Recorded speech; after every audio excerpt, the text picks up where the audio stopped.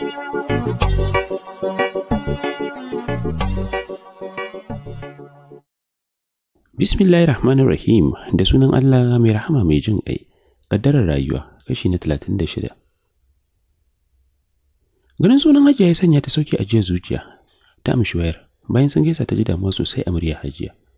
Ba za ta iya kwatanta yanayin da ta ji muryar ba. Hajiya ta ce, "Ki sanya hijab ki fito, yanzu direba zai zo ya dauke ki." Bata iya tsayawa ta tambayi abin da yake faruwa ba, dan ta san akwai matsala. Hijab ta saka ta goyi Muhammad, ta kama hannun yaran suka yi waje. Ta samu direban dama kamar wanda yake jiranta, tana shiga kai tsaye asibiti ya wuce da ita. Asibitin a ciki yake, hankali a tashi amma ana ganin motar aka buɗa. Suka shige can ciki, gabaki ɗaya wajen yana zagaye da jami'an tsaro. Hajiya Alhaji da sauran 'yan uwa ne a wajen, kowannen su hankali a tashi. Da sauri ta karasa wajen, duk da cewa bata san abin da yake faruwa ba, sai kawai ganin hawaye ta yana kwaranya akan kumatunta. Hajiya tana kallon ta ita ma sai hawaye. A gaban Hajiya ta durƙusa ta ce, "Me yake faruwa?" Hajiya cikin murya mai rawa ta ce, "Abubakar Hafsatu, Abubakar babu lafiya." Zama ta yi tabas a ƙasa. Daga ganin sai ya tabbatar mata ba ƙaramin ciwo bane, dan asibitin cike yake, babu masaka tsinke. Kuka ta sanya mara sauti, babu wanda ya iya lallashin ta kowannensu da abin da yake ji a cikin zuciyarsa. Sai bayan mintuna 30 da zuwan darakta ya fito, Alhaji ya karasa ganin yanayin likitan babu walwala. Likitan ya ce, "Alhaji, mun iya kokarin mu sama da awa 3 muna aiki a kansa. Amma babu yanda muka iya. Allah ya yi ikonsa. Gubar ta yi ƙarfi sosai. A take ake mutuwa idan aka shaƙe ta." Shi ma hikima ta Ubangiji ce ta sa ya kai har awa 3 a raye. Ina mai bakin cikin shaida maka cewa Allah ya yi masa cikawa. Daga wajen suna iya jiyo abin da likitan yake faɗi sama-sama. Sau ma ke ji murya Hajiya cikin kuka tana faɗin, "Alhamdulillah, alhamdulillah. Allah kai ne abun godiya. Kai ka ba mu shi a lokacin da ba mu zata ba, gashi ka kwace shi a lokacin da ba mu yi zato ba." Lu ta faɗi. Daga nan bata sake fahimta abin da yake faruwa ba. Bata farka ba sai da aka yi masa wanka, ana shirin kai shi. Duk da cewa yamma ta yi, amma da ke ba a kira magariba ba, sai kawai aka yanke shawarar kai shi. Mama ce a gefenta ta farfado, ya sanya ta ce, "Sannu, sannu Sawwama. Yaya jikin yanzu me kike ji?" Bata kula zancen da mama take yi mata ba, ta fara faɗin, "Mama, baban Muhammad yana ina ne?" Mama ta ce, "Hafsatu, sai haƙuri, shi kam Allah ya karɓa abinsa." Kuka sosai ta saka, wanda ita kanta mama kukan take yi. Can aka shigo ɗakin aka ce ta zo su yi sallama da shi, ta yi masa addu'a. Sai da aka riƙe ta kafin nan ta iya miƙewa. Tana ganin sa kwance gawa sai da ta sake suma.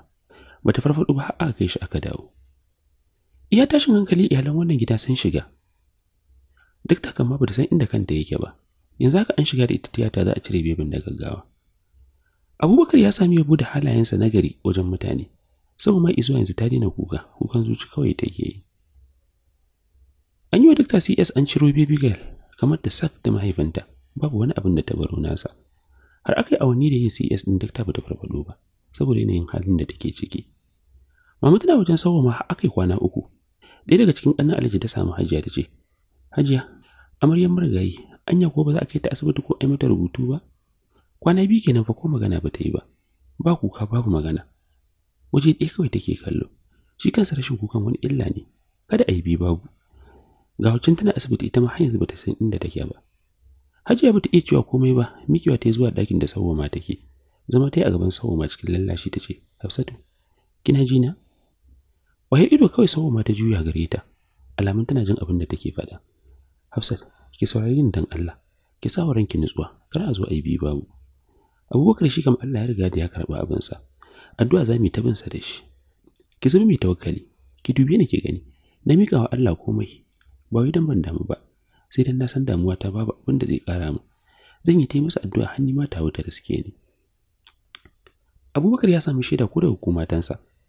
Irin halin da kuka shiga wannan ma shaida ce ta cewa shi din ya kasance adalin mutum. Addu'a ku yafi bukata a wannan lokacin. Duk wani mai rai da kika ganshi mamaci ne. Ko ba dade ko ba jima inda ya tafi mu ma sai mun je. Lokacin tafiyar ne babu wanda ya sani. Game da mutuwarsa ta zo mana an fita da niyyar dawowa, Allah bai yi za a dawo ba. Sai a lokacin Sawwama ta saki kuka, ta fara yin sa kamar ranta zai fita. Hajiya na ta yi mata nasiha. Cikin kuka take faɗin, "Hajiya me yayi musu? Me yayi musu haka da zafi da za su kashe shi? Su raba shi da iyalansa a lokacin da rayuwa take gani yin daɗi. Sun tarwatsa min duk wani farin ciki na rayuwa. Ya bani duk wata kulawa da farin ciki. Ashe wannan farin cikin ba mai nisa bane." laifin mene wa wannan mutane da za su raba ni da farin ciki na. Hajiya ita ma kukan ne ya ci karfinta, amma ta daure cikin kukan tana faɗin. Haƙuri zami Hafsatu. Abubakar wa'adinsa ne ya zo. Na tabbata ko da su ba su kashe shi ba, Allah ya rubuta ba zai wuce wannan lokacin ba. Su kansu waɗanda suka aikata tun ba je ko ina ba, Allah ya nuna musu matsayinsu, an kama su. Kuma ba farin cikin mu suka tarwatsa ba, nasu suka tarwatsa. Su za su rayu da wannan baƙin fentin. Amma mu Allah zai dubi lamarin mu ya kawo mana wani farin ciki, ko da ta wata hanya ne daban. Kuka sosai sawan ma take yi, tana jan Allah ya isa. Duk wanda ya zo ta'aziya sai ya waɗannan mutane Allah ya isa, tsinuwa sun sha ta babu adadi. Abokin hamayya wanda suka fito siyasa tare Abubakar ya yi nan primary election shine ya sanya akai poisoning ɗinsa. Tabiran da yake amfani da shi a rubutu wajen wannan mitin ɗin. Tun ba a je ko ina ba aka kama su da shaidu masu ƙarfi. Duk da sai da ta yi sati a asibiti kafin nan ta dawo hayyacinta, kuka kuwa ta yi shi. Kullum cewa mahaifiyarta take, "Mama, ki kai ni wajen mijina." Idan aka ce mata yaron sai ta sanya kuka tana faɗin, "Dan Allah ku ce masa ya dawo. Ya dawo ni na haƙura ya so sawa ma fiye da ni. Ya so ƴaƴan fiye da nawa. Har inda zan gan shi hakan ya wadatar da ni." Ko yarinya da ta haifa bata nemi gani ba, kullum kuma cikin kiran Abubakar ya dawo gare ta take. Abin gwanin ban tausayi, ta rame gabaki ɗaya ta fiye. Da kira aka rarrashe ta fara kula da yarinyar da ta haifa. Gabaki ɗayansu ita da Sawwa ma sun dawo abin tausayi, sun rame sun fiye. Babu wani kwanciyar hankali. Duk da bata san ta yi mummunar rashin mutum mai kyakkyawan hali ba, sai yanzu da take zaune da ƴan uwanta. Komai a rayuwa idan bai saba wa shari'a ba, ta ce tana so. Abubakar zai yi don ya faranta mata. San baya son ɓacin ranta. Hausawa dama sun ce baka sanin amfanin abin da kake da shi sai a lokacin da ka rasa shi. Rayuwa mai cike da kunci da takeici ta sake dawo Sawwama, kamar dai lokacin da ta rabu da Sadam. Za mu iya cewa gara ma wancan lokacin. Dan shi rabuwa ce kuma tana sanya ran cewa ko ba daɗe ko ba jima wata rana za ta sake ganin sa. Amma Abubakar fa ya tafi ga baki ɗaya, shikenan ba za ta sake ganin sa ba. Ya tafi ya bar da farin cikin da ya shayar da ita a lokacin da suke tare da kuma bakin cikin rabuwa da shi. A koda yaushe ta ga fuskar Muhammad, fuskar mahaifinsa take gani, domin ga musu ɗaya sak, babu wani abin da ya baro na mahaifinsa. Hajiya ganin da Musa ma ga baki ɗaya ta ki karewa, ya sanya ta yanke shawarar ta yi ta gaba a gaban mama, ko za ta dan samu sauki. Dadi da mummy sun zo mata ta'aziyya, amma dadi san bai yi tunanin karɓar yaran ba. Tunda marikin su ya riga da yaran su, ko maganar su bai yi ba, har suka mata ta'aziyya suka tafi. Ita dai mummy bata ce komai ba, amma a zaton da za su taho da yaran ne. Sai ta ga dadi bai zancen su ba. Sadam ya fito daga wani itiri da ke kusa da wajen aikinsa don samun abin da zai sanya wa cikinsa. Ko breakfast bai yi ba saboda da sassafe yake barin gida. Kansa na sama ya fito dauke da breakfast a hannunsa, yana sauri ga dukkan alamu yana sanya koma wajen aiki. Ba tare da ya lura ba, ya ja bigi mutum. Da sauri ya ja baya, ya kai kallonsa ga wanda ya bige a fili da furta. Hafsa, da mamakin ganinta da ya a wajen, don bai zato ba. Tsayawa ta kalle shi sannan ta taɓe baki ta ce, Sadam kai ne? Ka ce ba za mu sake haɗuwa ba sai ga shi Allah ya haɗa mu. Murmushi Sadam ya ce, ikon Allah kenan. Sake taɓe baki ta yi sannan ta ce, ina tunanin a baya ka manta da cewa Allah zai iya ikonsa mu sake haɗuwa ko? Sadam sun fiyar da kai yana murmushi, ita kuma ta wulla masa harara. Cikin sauri ya ce, yanzu dai ba na fannin ba ɗinki zan neme ki zuwa anjima idan na tashi wajen aiki. Yanzu haka idan na tsaya zan iya latti. Har iyanuwan da ta ce, mun bayarwa, ka je abinka. Sadam ya ce, to shikenan sai anjima. Haɗire ta saurin shan gabansa. Oh, dan na ce ka tafi sai ka tafin? Har yanzu baka canja ba. Kunyatar da ni baya baka wahala. Idan mace ta ce maka tafi haka kawai sai ka tafi? Ko ɗan rashi haka ba za ka iya ba? Murmushi Sadam ya ce, yanzu ba na adireshin ki zan zo mu gaisa.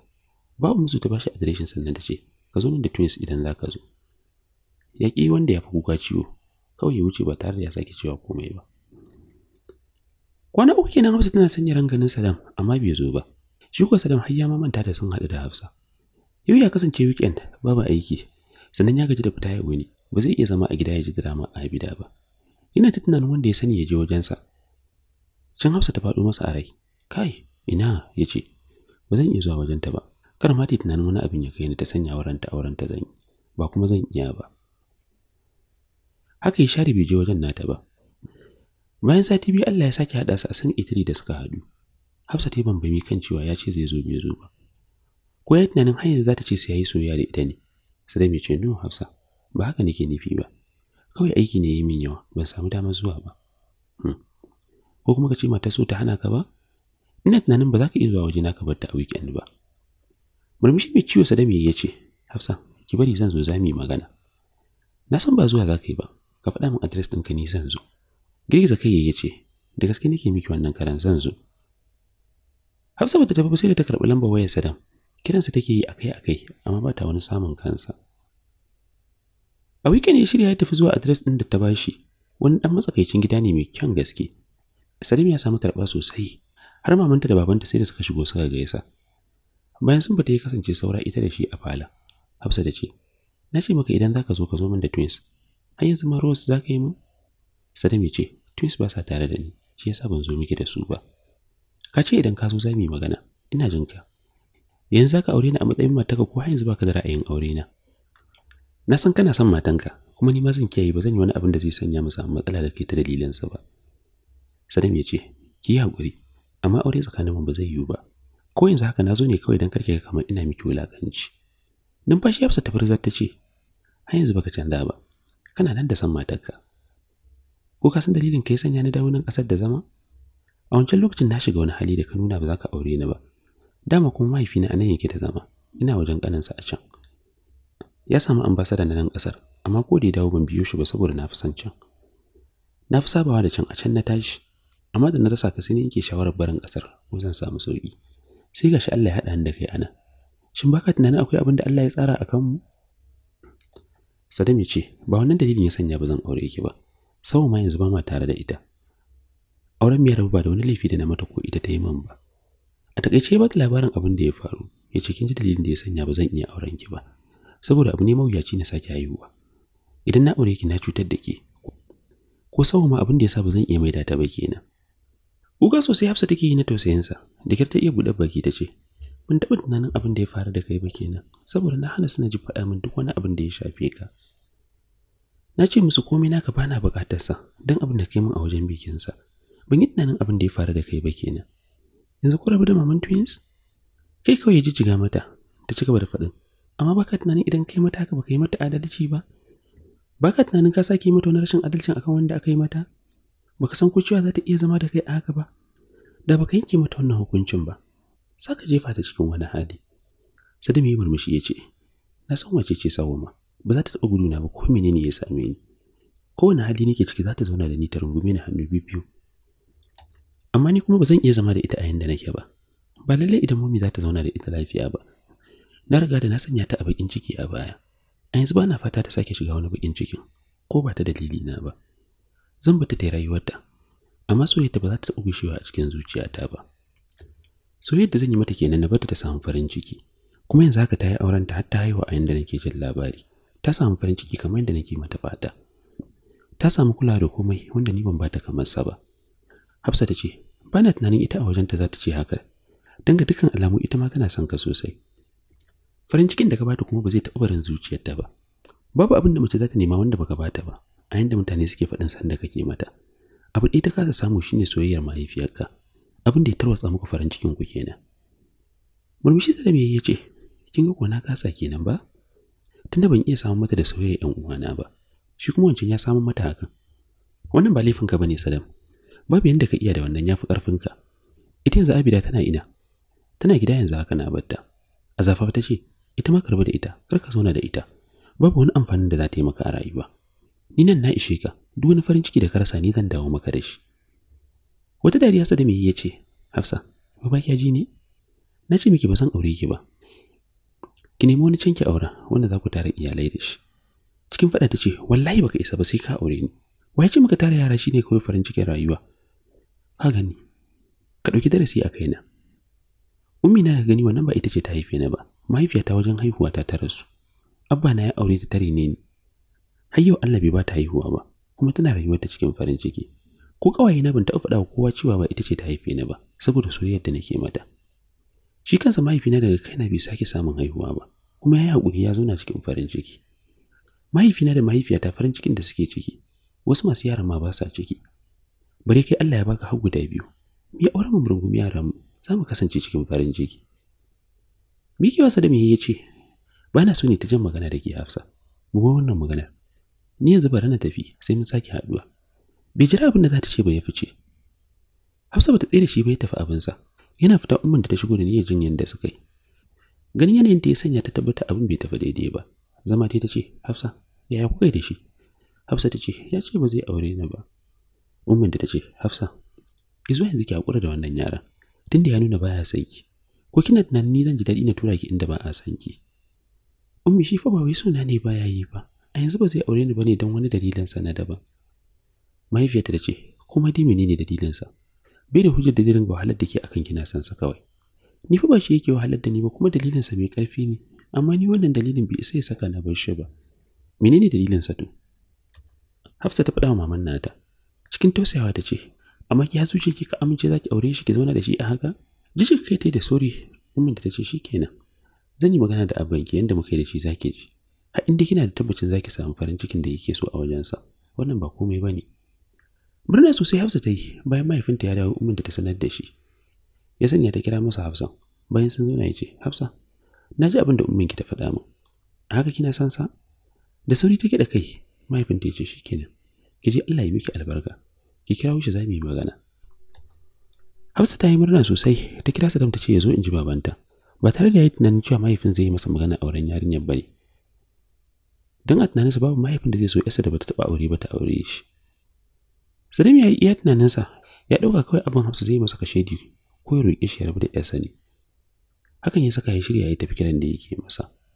Zaune yake gaban mahaifin Hafsan bayan sun gaisa kansa yana ƙasa, shi kuma yana ta kallonsa kamar wanda yake son gano wani abin game da shi. Gyaran murya yayi sannan ya fara magana. Saddam, Hafsa ta yi min bayani a kanka kuma ta gwada min kai ne wanda take son aura. Tun lokacin da take kasan mu ta faɗa min cewa ta samu wanda za ta aura. Daga ƙarshe ta dawo nan da zama saboda yaron ya nuna shi bai da ra'ayin aurenta. Wata rana kawai take shaida min cewa ta sake haɗuwa da kai a nan ƙasar. Bata san abin da ya kawo ka ba, aiki ne ko karatu. Ko ran da ta nemi ganin ka zo da amincewa mu, amma sai dai ta zo mana da wani zance na daban. Mun yi zancen duba da idan basira. Mun gane cewa wannan ba wani babban al'amari bane da zai sa a yin aure ta dalila. Sai dai kai har ila yau baka amince da aurenta ba. Ni na yadda zan bar ta aure ka tunda tana son ka. Amma har in dai kai baka son ta ba zan iya bari ki ta aure ka ba. Saboda farin ciki nake nema mata. Bana so a zo ya abi ita bata samu kwanciyar hankali ba. Idan hankalinta bai kwanta ba mu ma namu ba zai kwanta ba. Salon kansa yana ƙasa yace, kai hakuri baba. Ba wai na ita taka ba. Amma sai ina ga bai dace a sanya rayuwarta a cikin wannan kadaicin ba. Abin da nake nufi da kadaici shine ni da ita gabaki ɗayan mu kananan yara ne. Idan ta yi aure za ta tara zira'a, ni kuma yanzu ga jarabawar da Allah ya yi min. Amma sai dai ni ina da yara na. Ita ma wata rana za ta so ta gana ta. Dariya abin Hafsa yi sannan ya ce, ta fara rayuwa ba tare yara bane kawai yake cikin ta. Akwai al'amura da yawa wanda yanzu na san ka fara fahimta haka. Idan ita ta ji za ta zauna, bana tunanin za a samu matsala da ita. Idan kana son ta ka amince da wannan auren, Allah ya sanya muku albarka. Saddam ya rasa yadda zai yi, shi har ga Allah baya son wannan auren. Shi yanzu zai fi gane rayuwarsa babu mai takura masa. Dan bai dauki Abida a matsayin abin da zai daura wa kansa ba a halin yanzu. Kansa yana ƙasa ya ce, zan yi magana da mahaifina, insha Allah. Yanda muka yi da shi zan sanan maka. Abban Hafsa ya ce, hakan ma yana da kyau. Amma ina so ka sani kai ne ya kamata ka yanke wa kanka hukuncin nan. Dan kai zaka zauna da matarka. Amma yanzu tunda haka ka bukata, ka je kai shawarar. Ni ina jiran ka yanda ake ciki sai ka sanar da ni. Insha Allah kawai ya iya faɗi.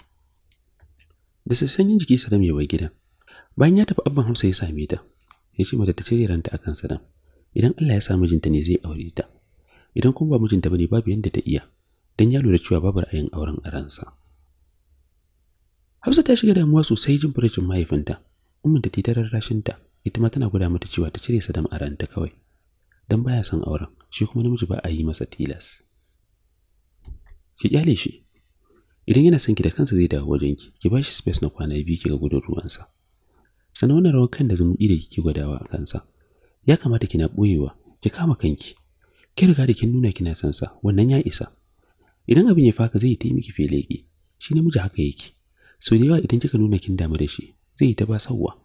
Amma da zarar kin share shi zai fara shiga taitayinsa. Hafsa ta ce, amma ummi wancan karan fa na share shi, haka shi ma ya share ni. Ko so ɗaya bai nemi inda nake ba. Wancan karan daban wannan daban. Wancan yana da wani option wanda ya fi ki a wajensa. Wannan karan kuma babu. Ki bar shi shawara kamar yadda ya ce zai yi. Kuma karki neme sa sai shi da kansa ya je ya neme ki kin ji? Hafsa ta amince ba za ta neme shi ba amma ba wai dan ranta ya so ba. Sadam ya kira dadi a waya ya yi masa bayanin halin da ake ciki. Dadi ya ce, to Sadam, yanzu kai ne wanda ya kamata ka yanke wa kanka shawara. Shin za ka zauna da ita? Za ka aure ta? A halin yanzu ka kai matsayin da za ka yi wa kanka zaɓi. Babu wanda zai sake takura ka kai abin da baka so. Idan ka ji kana santa to alhamdulillah. Idan ka ji baka santa, ka haƙura Allah ya haɗa kowa da rabansa. Ka zauna kai tunani kai addu'a. Sadam ya rasa da cewa dan shi a tunan da ya tunkari mahaifinsa zai samu mafita, sai ya ga ba haka ba. Sama da sati biyu bai nemi Hafsa ba, ita ma bata neme shi ba. Ya rasa wanda zai tambaya shawara. Ba zai iya tambayan mominsa ba. Dadi kuma ya bar masa zaɓi a hannunsa. Ya yanke shawara ya nemi Najib ya ji ra'ayinsa. Ringi biyu Najib ya ɗauka ba tare da ya sallama ba ya ce, dan iskan mutumi, sai a yi ta neman ka ba za a same ka ba. Sadam ya ce, kaga ni ba shirme na kira ka kai min ba. Idan ban da kai dama a nan ƙasar ba a cika samu na ba, sai dai idan ni ne na neme ku. To me yake hana ka neman namu, tunda ka san zan neme ka. Ko a WhatsApp sai kaga dama kake amsa magana. Ya ja tsaki. Kai kaga banza ni fa ba kiran ka ne dan naji koke-koken ka ba. Najib cikin ƙuluwa ya ce, ai kai dama ba a abin arziki da kai. Ina ta neman ka amma ka tsaya kana min iskanci. Me yasa ka kira ni? A WhatsApp ma sako sai kwana biyu baka bude ba. Duk ka dawo wani iri. Aminin ka sai kai kwanaki baka tuna da shi ba. Da ma na ce maka bana tunawa da kai ne sai kai min wannan sharma. Yanzu ya mata ka ya baby. Lafiya su kallau Najib ya faɗi a dakile. Shiru suka yi na wani lokaci sai cinsa da mai kawo da shirin nasu da faɗin. Ka san me yake faruwa kuwa? Ban sani ba. Ta yaya za a yi na sani ba tare ka sanar da ni ba? Sadam ya ce, ƙawon mata ka Hafsa muka haɗu da ita a nan ƙasar. Kuma ta dawo da zancen aure na. Duk wani bayanin da ya kamata na yi mata na yi mata, amma ita da iyayenta sun amince za ta aure ni a haka. Na rasa yadda zan yi, ni gani nake yi kamar na haƙura da maganar auren kawai zai fi. Najib ya ce, ka tsaya ka yi tunani ka yanke wa kanka shawara. Cikin zafi Sadam ya fara faɗin, wai me yasa kuke min haka ne? Dadi ya ce na tsaya ne tunani na yanke wa kaina shawara, kai ma ka faɗa haka. Shin ni kun daina bani shawara kenan? Ba za ku duba ku gani ba ku ce min haka ya kamata ka yi ba? Nisa wani Najib ya yi cikin sanyin murya ya ce, haka abin da ya faru a rayuwarka na farko, har zuwa yanzu ba da sa ranka ka aure Abida ba. Amma ga irin illa da ta yi maka a rayuwa. Ba ma son a ce mun faɗa maka wani abin ka ba tare da san ranka ba, a sake samun matsala, duk da ba ma fatan hakan. Amma ni a gani na ka amince da auren yarinyar nan, za ka samu sauki, tunda ba za ka zauna babu mata ba. Tunda ita waccan ka yi mata yaji, kuma ba za ta taɓa yin fari a idanka ba, ta riga da ta buƙanta kanta. Ita kuma sau ma ka ce saboda farin cikinta ba za ka dawo da ita ba. Ka aure ta kawai, Allah ya ba ku zaman lafiya. Ajiye zuciya Sadam ya sauke, ya riga da ya yanke shawara aurenta, amma da yake bai samu wanda ya ba shi goyon baya ba, sai abin ya kasa kwanciya a ransa. Yanzu kuma da ya ji opinion ɗin Najib, hankalinsa ya ɗan kwanta, kuma yanzu ya yanke shawarar zai aure ta. Hassan ya sallama zai kashe, ya ji wani Najib na faɗin, sau ma na lafiya cikin farin ciki da kwanciyar hankali. Limshe idanuwansa ya buɗe su saboda yadda ya ji zuciyarsa ta yi masa daɗi na kasancewa ta cikin kwanciyar hankali. A fili kuma ya ce, na tambaye ka ne? Ba na ce karka kuskura ko da so ɗaya ka je wajen da za ta ganka ba? Najib ya ce, to yi me yasa? Idan ta ganka za ta tuna da ni, zuciyarta za ta ji babu daɗi. Ta iya yiwa farin cikin da ta samu ya gushe na wani lokaci, ni kuma ba zan iya jura hakan ba. Najib cikinsa sanya murya ya ce, ni ba mu haɗu da ita ba, tana gidan mijinta ina zan ganta. Kawai dai ina jin labarin yadda take rayuwa. Kuma ni kaina na san zaka so ka san halin da take ciki, shi ya saka nake neman sani. A hankali ya ce, na gode. Najib bai kula ba suka yi sallama. Sai dai kwana biyu da waya da Najib kafin na yi kira Hafsa, tana ganin kiransa ta washe baki cikin murna. Sai kuma ta haɗiye rai, ta tsaya jan aji ba ta ɗauka ba sai da ya kusan katsewa. Sannan ta je za ta danna. Ba ta kai ga amsawa ba ya katse. Wani haushin kanta ta ji cikin takaicin ja masa ajin da ta yi. Alhamdulillah, to yanzu ga gida, nan za mu kwana.